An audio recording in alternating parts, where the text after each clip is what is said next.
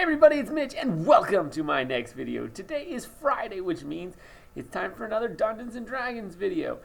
And, well, today we're going to be talking about wizards and school specialization, something that's unique to the wizard. Now, school specialization, it's complicated for sure. That's why I'm doing this video. Well, you don't have to do school specialization. You don't. Not necessary at all. So if you don't do school specialization, you don't specialize, well, basically wizards are very straightforward. You don't really have to, there's really nothing that you gain, nothing that you lose for that. It's just exactly as the wizard is listed. And now it's when you do specialize that changes things. And honestly, I highly recommend specializing. It's actually quite beneficial for most of the time. Personally, I don't always specialize with my wizard characters I play, but most of the time I do, just because it's beneficial. But it does depend. And I don't always do it because sometimes I prefer. I really don't want to take the penalty for it. So first off, let's talk about the penalty for school specialization. If a wizard specializes in a school, he then must pick generally two, depending on what he specialized in, two schools of magic that he cannot use at all. So if you specialize in a school, you are no longer allowed to use two different schools of magic. You have to completely get rid of them. Now I say generally because that's not always the case. I believe it's, Divination? Yeah, if you do Divination, then you don't have, you only have to give up one if you do Divination. Because honestly, Divination, it's not as good of a pick.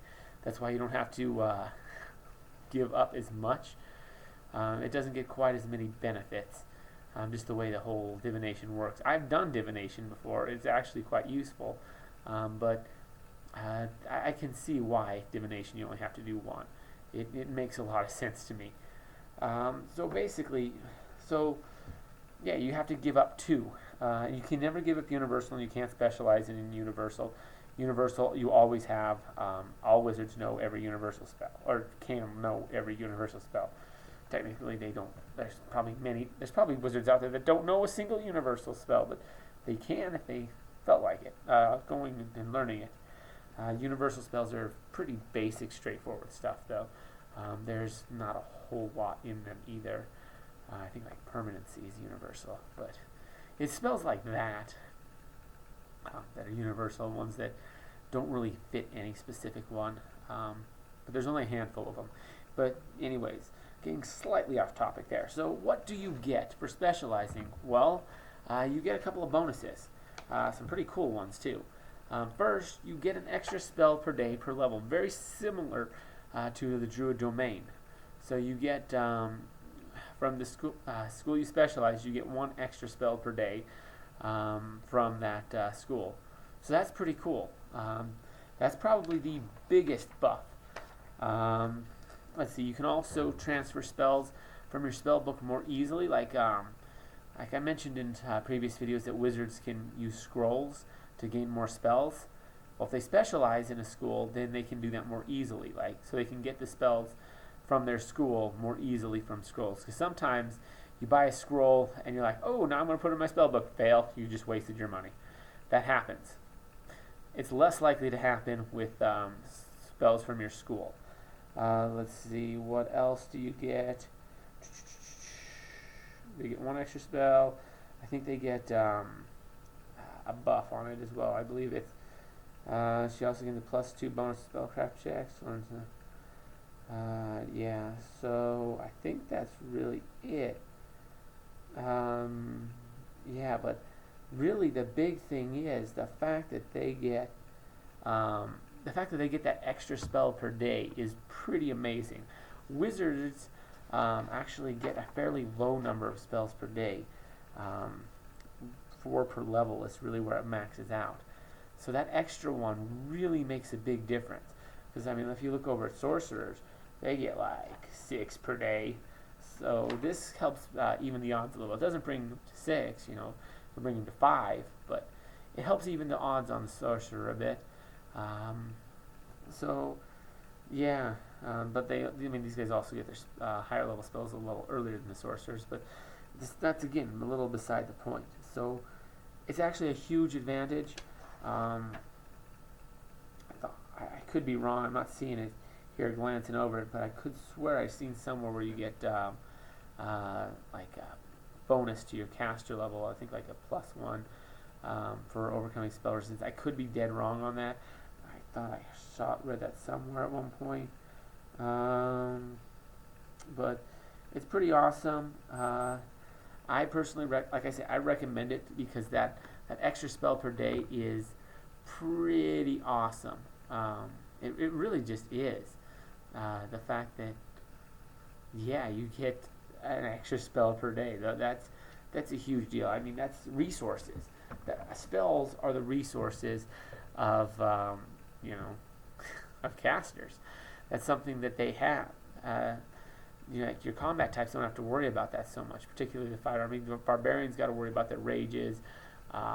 Rogues have to worry about items that they carry and use, like limited use items. Rangers got to worry about arrows and ammunition, like your ranged combat.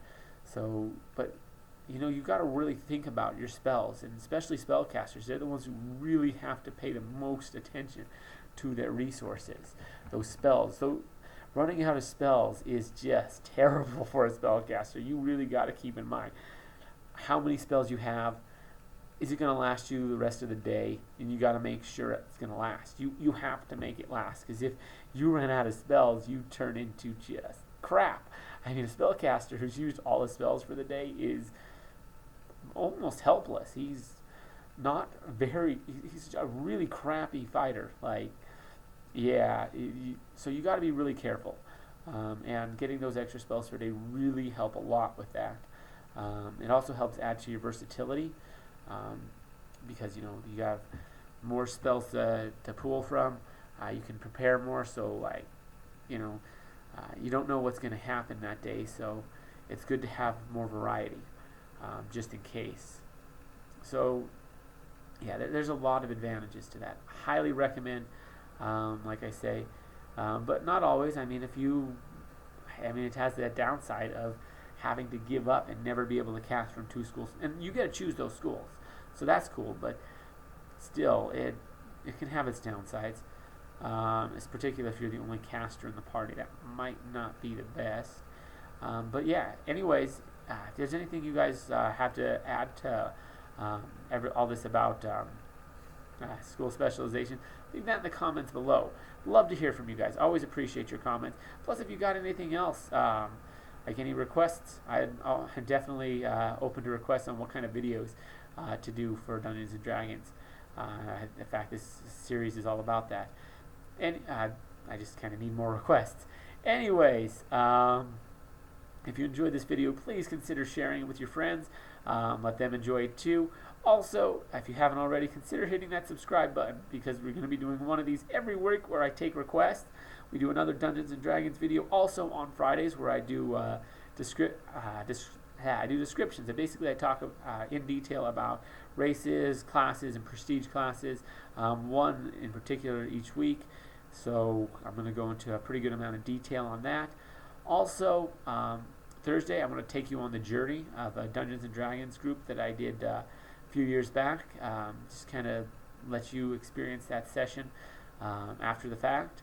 Also, on Wednesdays, we have videos about me where I talk a little bit more about myself.